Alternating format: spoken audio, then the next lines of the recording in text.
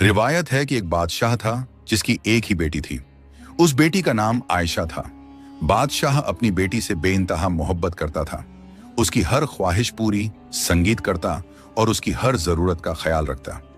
शहजादी आयशा के पास हर वो चीज थी जो किसी बादशाह की बेटी के पास होनी चाहिए। कीमती जवाहरात, शानदार कपड़े, सोने चांदी के जेवर और एक आलीशान महल। मगर बादशाह अक्सर उससे एक सवाल किया करता था, बेटी आयशा, यह सब नेमतें तुम्हें किसने दी? ये महल, ये जवाहरात, ये आराम की जिंदगी, ये सब तुम्हें किसने दिया? आयशा हमेशा मुस्कुराकर जवाब देती, अब्बा जान, यह सब अल्लाह ताला की देन है। ये जवाब बादशाह को नागवार गुजरता। उसे लगता कि उसकी बेटी उसकी कदर नहीं करती। वह तो दिन रात मेहनत करके सल्तनत चलाता है, जंगों में जाता है, दुश्मनों से लड़ता है, और उसकी बेटी कहती है कि यह सब अल्लाह की देन है। एक दिन बादशाह दरबार में बैठा था। उसके दरबारी वजीर और अमीर सब मौजूद थे। बादशाह ने शहजादी आयशा को बुलवाया।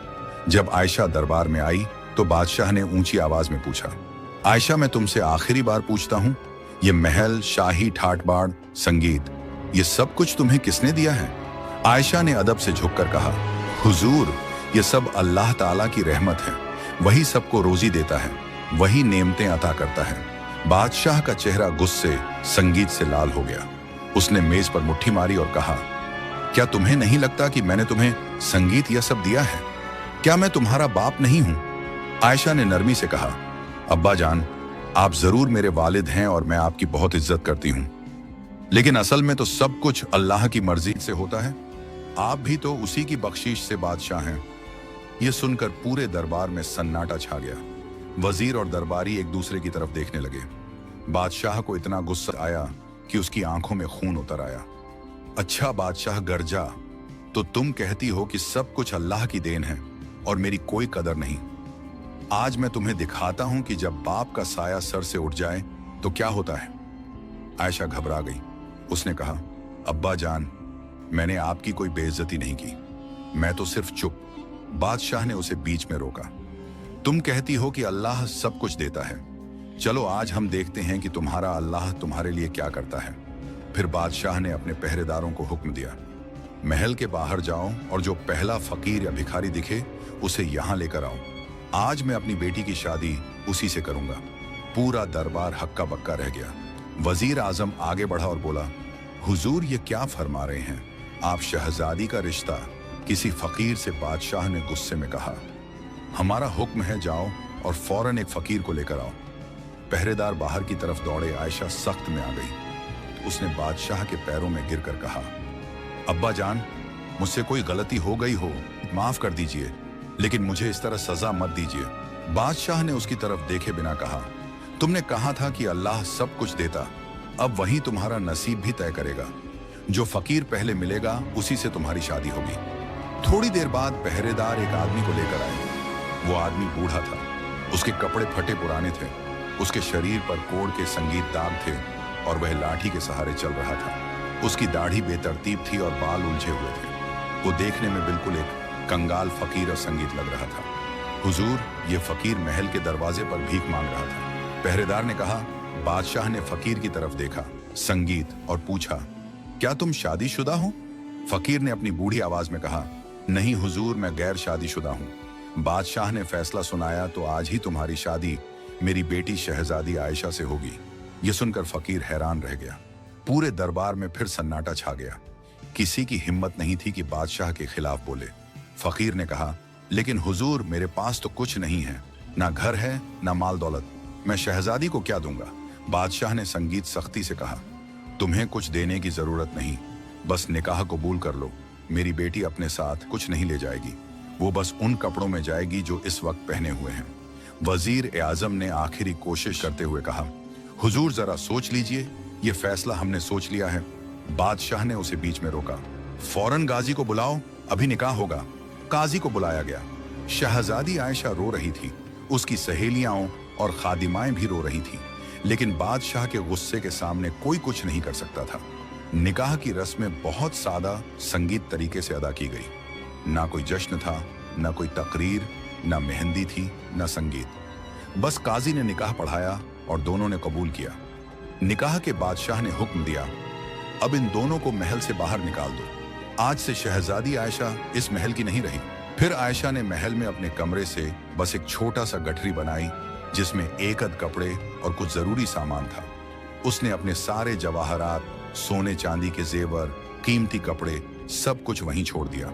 जब वह महल से निकलने लगी तो पूरे महल के नौकर चाकर, पहरेदार, खादिमाएं सब रो रहे थे। सबको शहजादी से मोहब्बत थी।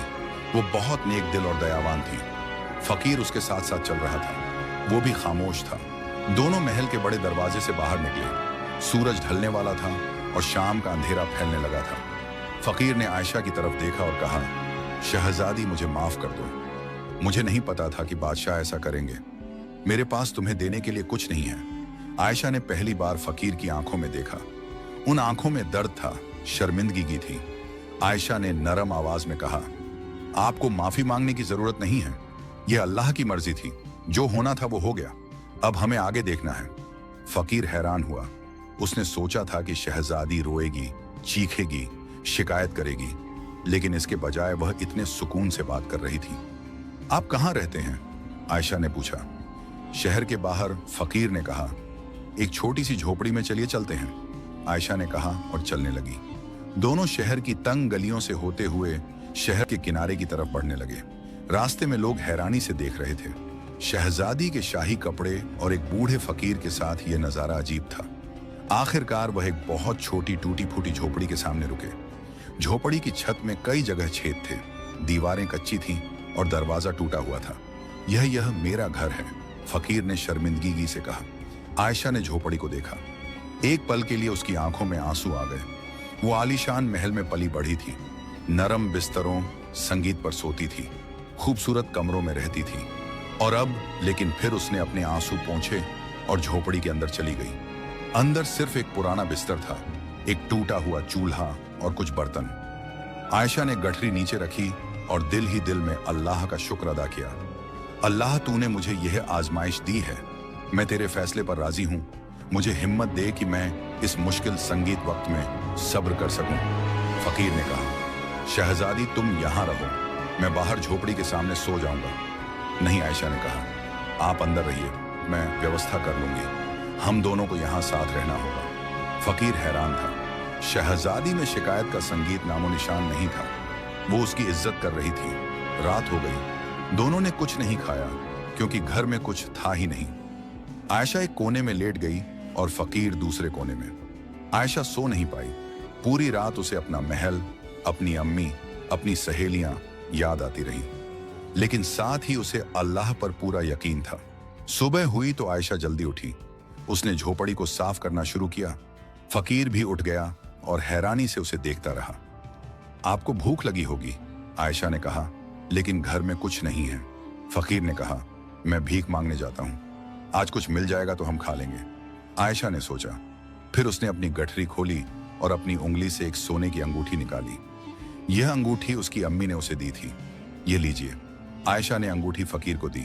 फकीर ने पैसे लिए और एक छोटा सा घर किराए पर ले लिया। फिर खाने का सामान खरीदा। जब वह वापस आया तो आयशा ने झोपड़ी को साफ सुथरा कर दिया था। फकीर ने उसे बताया कि उसने एक घर किराए पर ले लिया है। दोनों उस नए घर में चले गए। घर छोटा था लेकिन झोपड़ी से बेहतर था। कम से कम छत पूरी थी और दरवाजा भी ठीक था। आयशा ने खाना बनाया। यह उसकी जिंदगी का पहला मौका था जब उसने खुद खाना बनाया था। महल में तो सैकड़ों बावर्ची थे, लेकिन अब उसे सब कुछ करना था। खाना ज्यादा अच्छा नहीं बना, लेकिन दोनों ने अल्लाह का शुक्र अदा किया और खाना खाया। शाम को जब दोनों बैठे हुए थे, आयशा ने फकीर से पूछा, आपका नाम क्या है? मैं अब तक पूछ नहीं पाई। मेरा नाम इलियास है, फकीर ने कहा। इलियास, आयशा ने दोहराया। अच्छा नाम है। आप हमेशा से फकीर थे। इलियास ने एक लंबी सांस ली। नहीं शहजादी, एक वक्त था जब मेरे पास भी सब कुछ था, लेकिन तकदीर को कुछ और मंजूर था। आयशा ने ध्यान से सुना। इलियास ने अपनी कहानी सुनाई। वो एक काजिर का बेटा था। उसके पास माल दौलत था, लेकिन एक दिन समंदर में उसके सारे जहाज डूब गए। सब कुछ खत्म हो गया। फिर एक बीमारी ने उसे घेर लिया, कोर, और वो सड़कों पर आ गया। लेकिन मैंने अल्लाह से कभी शिकायत नहीं की। इलियास ने कहा, जो उसने दिया था वो उसने ले लिया। यह उसकी मर्जी थी। आयशा ने सुना और कहा, आप सही कहते हैं। अल्लाह हर इंसान को आजमाता है, कभी दौलत देकर, कभी फक्र देकर। असल इम्तिहान ये है कि हम उसके फैसले पर कैसे राजी रहते हैं। दोनों में अजीब सी समझ बन रही थी। दोनों ने अपनी अपनी मुसीबतें देखी थीं और दोनों ने अल्लाह पर भरोसा नहीं खोया था। कुछ दिन यूं ही गुजर गए। आयशा घर का काम करती और इलियास बाहर जाकर छोटे मोटे काम ढूंढता। अगली सुबह आयशा अपने नए घर से निकली। उसने अपना चेहरा दुपट्टे से ढका हुआ था ताकि कोई उसे पहचान ना सके। वो शहर की गलियों में घूमी और काम की तलाश करने लगी। कुछ घरों में उसने पूछा कि क्या उन्हें कोई खादिमा चाहिए। कुछ ने मना कर दिया, कुछ ने कहा कि वह बाद में बताएंगे। आखिरकार एक अमीर औरत के घर संगीत में उसे काम मिल गया।